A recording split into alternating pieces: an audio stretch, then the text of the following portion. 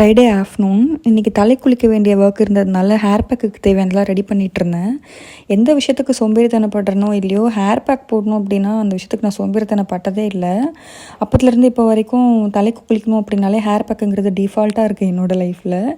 அதுக்கப்புறம் குளித்து முடிச்சுட்டு வந்தாச்சு. சின்ன வயசுலலாம் வந்து நம்ம தலையை காய வைக்கணும் அப்படின்னா முடியை வந்து முன்னாடி போட்டு டவலை வச்சு டக்கு டக்குன்னு அடித்து தான் காய வச்சுட்டு இருந்தோம். இப்போ வரைக்கும் நிறைய பேர் ஃபாலோ பண்ணுறீங்கன்னு நினைக்கிறேன். ஒரு ஸ்டேஜ் வந்ததுக்கப்புறம் தான் தெரியுது அந்த மாதிரி பண்ணக்கூடாது, ஹேர் பயங்கரமாக டேமேஜ் ஆகும் அப்படிங்கிறது. இப்போல்லாம் தலையை துவட்டி கூட காய வைக்கிறது இல்லை, ஃபேனுக்கு கீழே வச்சே டக்குன்னு காய வச்சுட்டு போய்டுறது. அப்புறம் தலைக்கு காய வச்சுட்டு கொஞ்சம் ஒர்க்லாம் முடிச்சுட்டு ஆஃபீஸ் ஒர்க்கும் ஸ்டார்ட் பண்ணியாச்சு.